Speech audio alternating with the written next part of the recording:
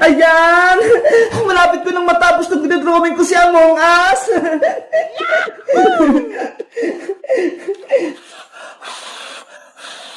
Bebang! Gutom na ako! Gusto ko nang kumain!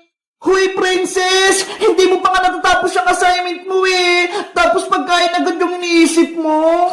Pero bebang, gusto ko na magmerienda. Nanghina na yung katawan ko. Tignan mo nga oh, hindi ko na madrawing si Among Us. Bahala ka. Basta ako, tatapusin ko muna itong pinagagawa ni Teacher Magda.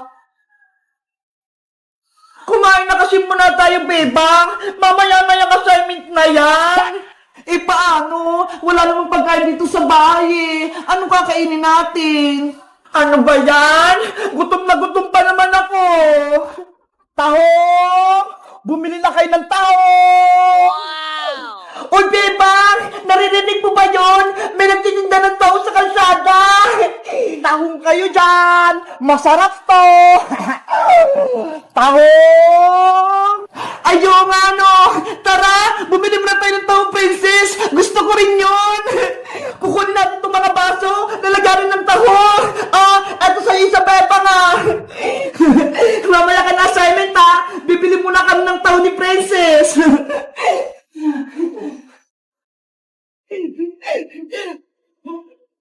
Nasaan yung nagtitinda ng taho?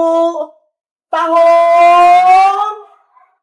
Tahong! Ay, bebang! Ayun si Boyong, oh! Siya pala nagtitinda ng taho! Bayang! Pabili kami ni Princess ng taho mo! Ay! Si bebang pati si Princess! Bibili ng parinda ko! Sa wakas! Magkakabenta na ako! Magkano bibili niyo, bebang? Isang baso sa akin, Bayang! Punuin mo to, ha! Ako rin, Boyong! Isang baso! Para mabusog ako! 20 pesos ang isang baso! Akin ang mga bayad nyo! Sigurista ka naman, Boyong! Magbabayad naman kami, ha! Akin na, princess! Baka sabihin mo utang eh! Tapos hindi ka magbayad! Eto na yung bayad ko! Eto naman yung bayad ko! Yahoo! May 40 pesos na ako! Siguraduhin mong masarap yan tao mo, Boyong, ha? Dapat mainit-init pa yan! Oo naman! Oh no! Isang baso kay Bebang, isang baso kay Princess!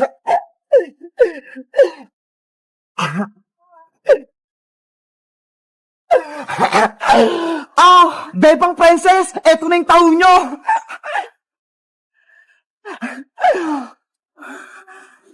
Hala, Boyong, ano to? Bakit taho nyo nasa baso? Kaya nga, ang baho-baho pa, tapos hindi pa luto. Tahong naman talaga yung binibenta ko ah. Sabi ko, tahong, hindi taho. Ano ba yan? Ang pagkakarinig namin? Taho? Yun pala tahong? Magmimerienda pa naman sana kami ni Princess. Ay, Bayang! Ayaw ko nitong tahong mo! Hindi to makakain! Ibalik mo yung pera ko! Naku! Hindi na pwede, Princess, no? Nagbayad na kayo, kaya akin na yung pera nyo. Madaya ka naman, Bayang! Dapat, sa palengke ka nagtitinda nitong tahong na to, hindi dito sa may kalsada. Akala tuloy namin, taho yung binibenta mo. Kasalanan nyo yan! Mali yung pantinig nyo! Ang sinisigaw ko, tahong! Hindi taho! Tinatawan mo ba kami? Ibalik mo yung pera namin! Ayoko, no? Sa inyo na yung tahong nyo! Lutuin nyo! Bayong! Bumalik ka rito! Ayoko itong tahong mo! Tara na nga, Princess! Bumalik na tayo sa loob! Tapusin na lang natin yung assignment natin! Ano ba yan? Gutom na ako eh! Tahong! Tahong! Bumili na kayo ng tahong! Hello guys! Magandang araw! Ako si Boyong! Si Bebang, pati si Princess, akala nila taho yung binibenta ko! Kayo guys, bumibili rin ba kayo ng taho sa kalsada? Anong favorite yung merienda? Mag-comment lang kayo! Bye-bye! Tahong! May lobo kaming lumilipad! Si Iron Man sa akin, siya ang pinakamalakas! Wow! Sila Bebang Iska at Princess, may mga lobo. Gusto ko rin yun. Lobo! Bumili lang kayo ng lobo! Princess, Iska, tingnan nyo ho! May nagtitinda ng lobo! Mga bata, bumili lang kayo sa akin ng lobo! Ayaw nga, no? Gusto ko yung lobo! Tara, bumili tayo ng lobo kay ate! Sige, puntahan natin! Ate, magkano po yung paninda yung lobo? Mura lang itong mga paninda ko, 10 pesos lang isa. Wow, ang mura naman, 10 pesos lang po. Mabuti na lang may pera pa ako dito. Makakabili ako ng lobo. Ako din, may 10 pesos pa ako. Ikaw, Princess, meron ka ba pambili ng lobo? Nako, naubos ko na yung pera ko kasi bumili ako ng pagkain kay Aling Sonia. Paano ba yun, Princess? Hindi ka makakabili ng lobo mo. Ay, may naisip ako. Ate, wait lang po kayo dyan ha. Hihingi lang po kay nanay ng pera. Huwag po kayong aalis. Sige, antayin kita. Bebang Iska, punta lang ako sa bahay ha. Bilisan mo, Princess, ha? Para makapaglaro tayo ng lobo-lobo. Ate, bibili na po ako ng lobo ko. Mamili ka na ng gusto mo, Iska. Piliin mo kung anong gusto mo. Ano kayang pipiliin ko? Si Peppa Pig, si Iron Man, o si Hello Kitty? Ay, si Peppa Pig na lang po, ate. O, eto. Ang ganda niya. Ate, eto pa yung bayad ko. Si Hello Kitty naman po yung bibilin ko, ate. Eto, Bebang, si Hello Kitty. Eto pa yung bayad ko. Ang cute naman ni Hello Kitty. Paras kaming kulay pink. Ate, bibili na po ako ng lobo. May pera na po ako. Eto ha. Eto na lang natitirang lobo, Princess. Hala, si Iron Man. Ayaw ko po niyan, ate. Wala na po bang iba? Wala na he. Last na to. Pang lalaki si Iron Man eh. Ayoko po niyan. Huwag ka na magreklamo, Princess. Lobo rin naman yan eh. Sige na nga. Bibilin ko na si Iron Man. Ay, sa wakas. Mabibenta na itong mga lobo ko. O, eto na. Ito po yung bayad ko. A few moments later. May lobo kaming lumilipad. Ang saya-saya maglaro ng lobo-lobo. Si Iron Man sa akin, siya ang pinakamalakas. Ay, sila Bebang Iska at Princess, may mga lobo. Gusto ko rin yun. Bebang, magpahinga muna tayo. Napapagod na ako eh. Kanina pa tayo naglalaro. Sige, isabit muna natin yung mga lobo natin, tapos bibili tayo ng pagkain kay Aling Sonia. Tara, gusto ko na ulit magmerienda. Itali natin dito yung mga lobo natin, para hindi siya liparin.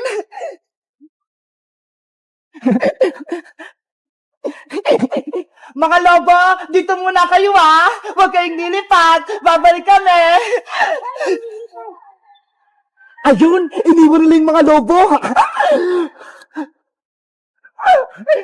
Mga 3 lobo, akin na kayo. Oh, no! Yahoo! May mga lobo na ako. Ang lakas ng hangin. Nililipad ako. Sino yun? May sumisigaw. Bebang, tulungan niyo ako. Nililipad ako ng mga lobo niyo. Boyong, lobo namin yan. Wag mo yung kunin. Nandito na ako sa puno. Lagot! Si Boyong tinangay ng hangin! Kasama yung mga lobong binili natin! Bebang! Iska! Tulungan niyo ako! Nililipad ako! Oh no! Nasaan na si Boyong? Hindi ko na siya makita! Nanay! Tulong! Nandito na ako sa moon! Tulong! Bebang! Buksan mo to pinto na CR!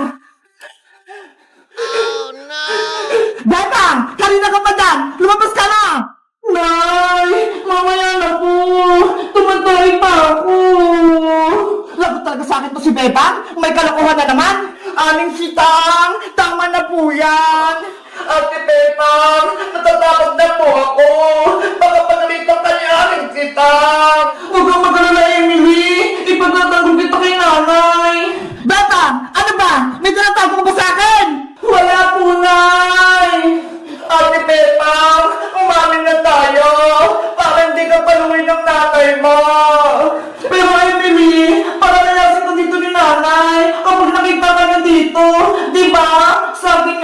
Ayaw ko niyang tumira dito.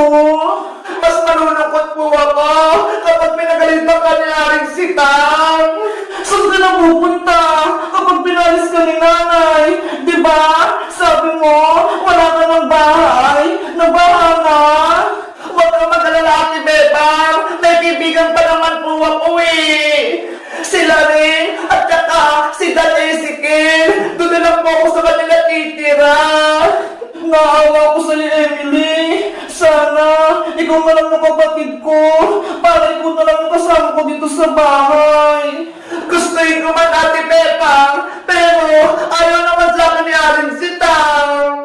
Bebang, buksan mo itong pinto sa api eh. Ipakita mo sa akin kung sino yung tinatago mo.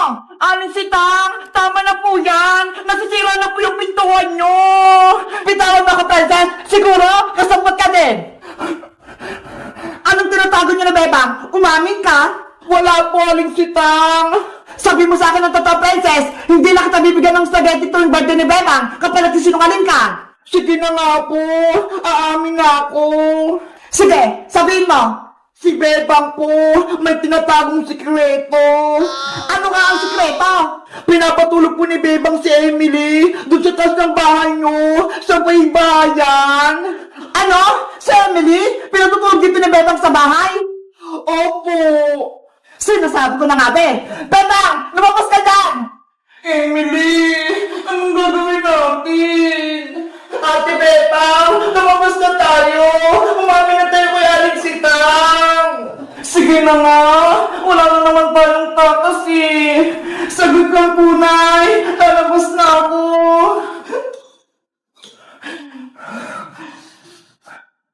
Nay, Aling Sitang. Anong ginawa mo, Bebang? Magpaliwanag ka. Sorry po, Nay. Kung tinago ko si Emily dun sa taas, pinatulog ko pa siya, kahit ayaw niyo po.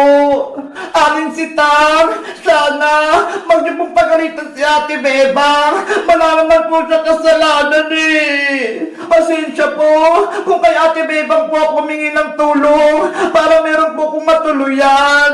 Yun pala, hindi niyo po ako tanggap.